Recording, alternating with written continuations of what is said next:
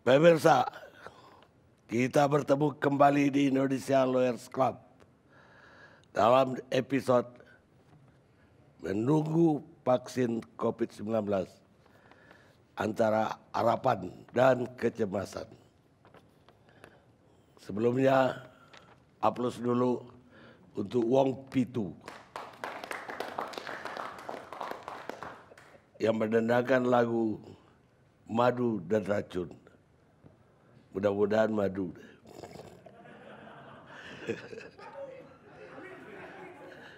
Lagu ini diciptakan oleh Ari Wibowo dan Jonathan Purba. Pemirsa,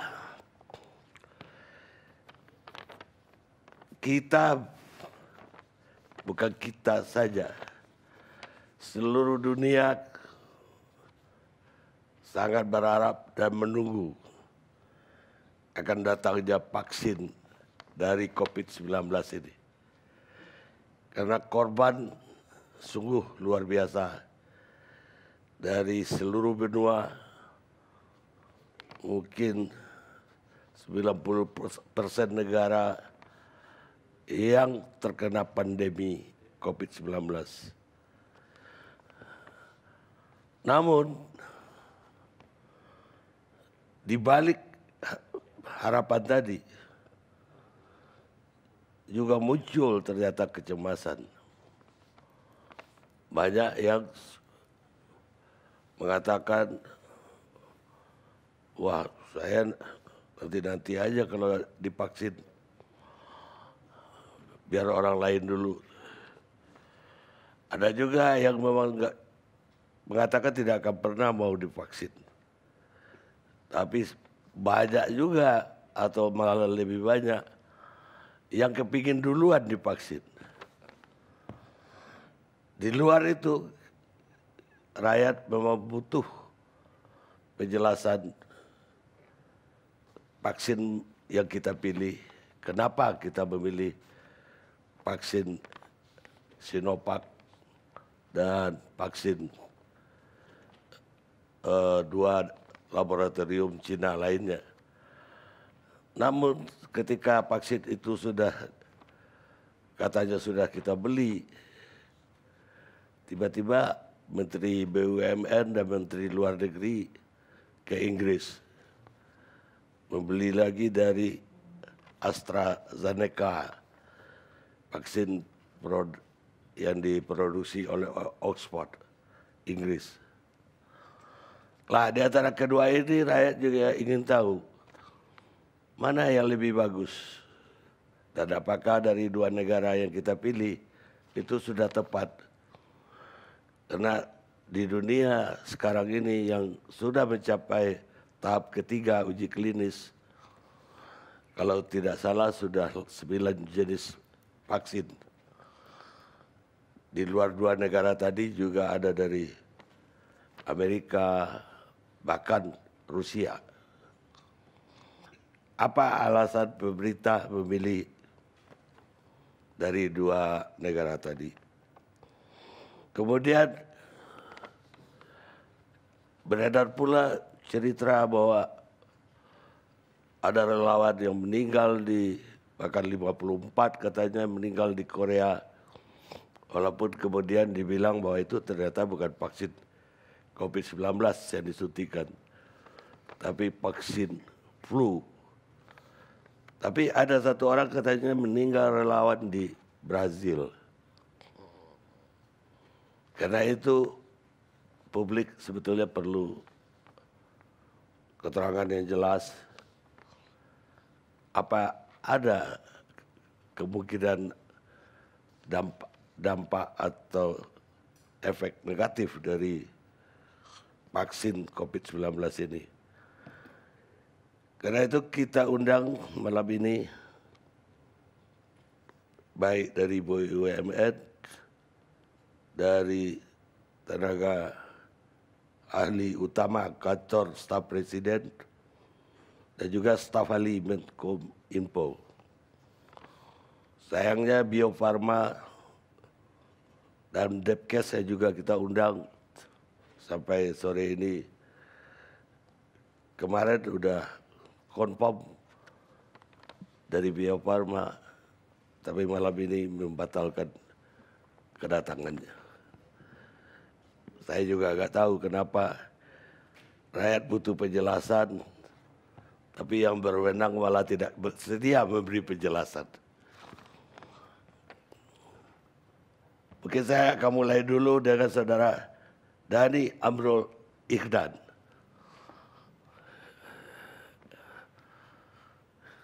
Baik, terima kasih Bang Karni. Assalamualaikum warahmatullahi wabarakatuh. Salam sehat selalu kepada seluruh pemirsa TV One berbahagia, Bang Karni dan seluruh narasumber yang kami hormati. Ya. Sesuai dengan judul pada malam hari ini adalah vaksin antara harapan dan kecemasan. Ya. Maka kami ingin fokus kepada harapan dan kecemasan, tapi akan kita kupas satu demi satu, harapannya seperti apa dan kecemasannya seperti apa, lalu bagaimana kita memitigasi kecemasan-kecemasan itu.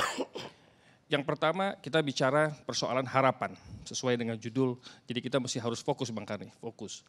Nah harapan ini adalah ikhtiar, vaksin ini adalah ikhtiar pemerintah untuk menjalankan amanah konstitusi, untuk melindungi hajat hidup rakyat banyak. Ini adalah amanah konstitusi.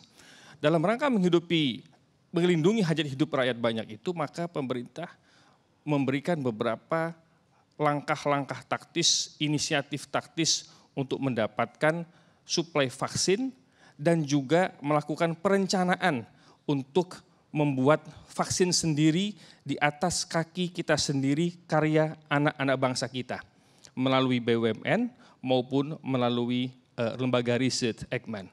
Jadi dalam kerangka harapan tersebut, sebagaimana amanah konstitusi tersebut, maka ada tahapan kemandirian, dari mulai buat perencanaan untuk pengadaan produk jadi, dan sampai dengan kemandirian untuk membuat produksi. Jadi produk jadi dan kemandirian membuat produksi. Sekarang kita melihat kepada apa yang disampaikan oleh Bapak Presiden kemarin tentang perihal bagaimana vaksin ini bisa dikeluarkan dengan hati-hati. Prinsip hati-hati karena semua platformnya adalah platform scientific. Saintis berbasis kepada data ilmiah. Nah sekarang kita bicara soal kemandirian. Bagaimana tahap kemandirian itu? Pertama, kita tahu bersama uji klinis itu yang pertama dan kedua sudah dijalankan di Cina. Uji klinis tahap 1 dan 2 itu concern kepada tingkat keamanan vaksinnya, benefit vaksinnya kepada relawan-relawan yang disuntik. Lalu kemudian uji klinis tahap ketiga dengan jumlah sampling yang lebih besar. Itu juga sudah dilakukan di Turki, Bangladesh, Chile, Brazil, termasuk Indonesia dengan 1.620 sampel. Masing-masing negara mengambil sampling yang berbeda-beda jumlahnya, tergantung pertimbangan demografis, geografis, psikografis negara setempat. Indonesia 1.620 yang sudah dikaji, itulah angka yang paling optimal dalam platform research metodologi. Nah oleh karena itu dengan sampling yang lebih besar di uji tahap ketiga ini, maka setelah selesai uji tahap ketiga, maka akan keluar, direncanakan bulan Desember, apa yang disebut dengan interim report. Interim report itu seperti preliminary report. Interim report atau yang disebut dengan IR, ini akan rencananya diserahkan di akhir Desember atau awal Januari sebagai proses tahapan awal dari uji klinis tahap ketiga. Nah, IR ini yang disebut dengan interim report ini akan mengeluarkan yang disebut dengan laporan immunogenicity atau imunisasi yang berasal dari data fase ketiga. Nah setelah keluar laporan immunogenicity, barulah nanti dikeluarkan yang namanya emergency use authorization. Jadi ini tahapannya panjang sampai keluar dengan emergency use authorization, bukan sebuah proses yang ujuk-ujuk. Nah sekarang apabila nanti timbul atau sudah dikeluarkan nama emergency use authorization oleh BPOM. Saat ini BPOM, Kementerian Agama, MUI saat ini sedang di Cina. Nanti sahabat saya Bang Ari akan menjelaskan tentang proses evaluasi dan monitoring, termasuk melihat faktor produksi yang ada di sana dengan detail, lalu kemudian akan mengeluarkan beberapa catatan-catatan untuk diberikan rekomendasi kepada pemerintah. BPOM sudah bekerja sangat profesional, sangat objektif untuk melihat bagaimana fakta di lapangan. Dan kita harus percaya terhadap kredibilitas BPOM dan kawan-kawan, termasuk juga MUI, yang pasti akan insya Allah memberikan pertimbangan yang objektif untuk pemerintah membuat keputusan juga. Nah, sekarang timbul yang namanya poin-poin kecemasan. Kecemasan pertama, kami melihat dalam koridor emergency use authorization itu. Mungkin timbul mulai kecemasan. Nah, apa itu emergency use authorization?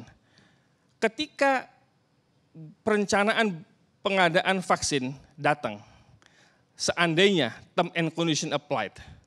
Maksud term and condition applied itu adalah ketika memang tidak ditemukan unsur-unsur yang tidak dibolehkan dan telah memenuhi unsur koridor BPOM.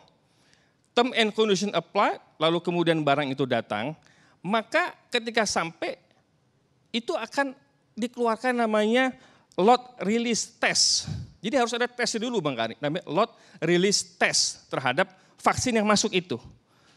Setelah ada lot release test, ada yang namanya review dokumen-dokumen pengujiannya, dan juga ada uji toksisitas dan endoktosin. Dengan detail itu diuji oleh BPOM, dikaji kembali, lalu kalau ini oke, tidak ada masalah yang berarti, maka BPOM baru terbitkan yang namanya sertifikasi lot release dan keluar yang namanya rekomendasi untuk emergency use authority. Jadi itu panjang prosesnya. Itu menunjukkan apa? Menunjukkan kehati-hatian pemerintah. Prudennya BPOM terhadap compliance-nya BPOM terhadap semua proses yang ada sampai vaksin itu masuk dan bisa digunakan dalam keadaan emergensi. Sekali lagi, dalam keadaan emergensi yang akan disuntikan terhadap tenaga sebagai garda terdepan. Garda terdepan termasuk tenaga medis dan para pekerja layanan publik.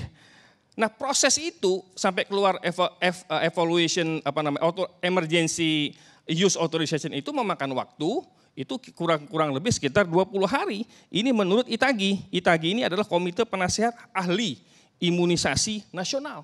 Jadi prosesnya pun panjang Bang Kani. 20 hari dari kapan tuh? Setelah barang itu sampai, dikaji, dievaluasi, kemudian ada proses lagi. Barang itu udah sampai sekarang belum? Oh belum, barang itu masih ada di Cina. Ini kalau yang kita mengacu kepada vaksin Sinovac atau Sinovac. Yeah. Nanti Bang Ari akan menjelaskan tentang term and condition atau timetable barang itu sampai ya. Tadi sekali lagi bahwa barang itu tentu akan masuk apabila term and condition apply. Karena Presiden sudah bilang, hati-hati, scientific base, dan lakukan dengan compliant terhadap standar-standar kesehatan. Itu pesan Bapak Presiden, sehingga Presiden mengeluarkan Perpres 99 itu, yang mengatur tentang pengadaan vaksin, tentang proses pelaksanaan vaksinasi, pendanaan vaksin, dan elaborasi antar lembaga. Lalu kecemasan yang kedua di mana Bang Karni? Sesuai dengan judul nih kita bicara. Yeah. Kecemasan kedua, masyarakat takut mungkin tentang bagaimana kejadian pasca imunisasi. Wah, takutnya demam, flu, belum lagi nanti kejadian umpamanya kalau nanti daya tahan tubuh lemah, meninggal. Karena banyak melihat beberapa berita-berita di media sosial yang belum tentu kebenarannya. Makanya melalui forum ini saya juga meminta kita percayakan kepada pemerintah, ada Menkominfo yang akan melihat lebih detail. Jangan pernah percaya terhadap berita hoax, fokus kepada berita-berita yang disampaikan oleh pemerintah dengan terperinci, dengan detail. Nah, kecemasan kedua adalah kejadian pasca imunisasi. Nah, Presiden mengeluarkan itu Perpres nomor 99 tahun 2020 pasal 15. Di pasal 15 jelas, di situ diatur bagaimana kejadian ikutan atau kejadian pasca imunisasi. Diatur bahwa Kementerian Kesehatan memonitor itu. Nah, bagaimana mekanisme monitor terhadap pelaporan kejadian pasca imunisasi? Apabila ditemukan ada permasalahan imunisasi, terhadap seseorang atau beberapa kelompok orang, maka itu dilaporkan ke Komnas KIPI namanya. Ada Komnas KIPI, ada Komda KIPI. KIPI itu namanya adalah kejadian ikutan pasca imunisasi. Itu ada Komnas ya Bang Karni. Namanya Komnas KIPI. Kalau di daerah namanya Komda KIPI. Kejadian ikutan pasca imunisasi. Itu Dinas Kesehatan semua membentuk itu. Sehingga ketika dilaporkan, dilihat ini faktornya karena setelah imunisasi karena faktor vaksinnya, atau ada yang namanya faktor-faktor lain di luar itu, atau faktor-faktor disebut dengan accident atau faktor-faktor lain yang di luar vaksinasi. Nah, oleh karena itu perlu dimitigasi, nanti akan dibuat yang namanya nomor vaksin atau namanya nomor bed. Kalau nomor vaksin atau nomor bed itu kan kelihatan, oh vaksin disuntikan ke orang A. Kan itu kan ada beberapa orang lagi yang juga nomor bednya juga sama. Nggak mungkin ada orang yang sakit satu, kalau memang pure gara-gara vaksin, yang lainnya itu tidak sakit. Makanya ada namanya nomor bed atau nomor vaksin. Itu akan melihat gejala-gejala itu akan berlaku karena orang per orang atau secara umum atau beberapa orang.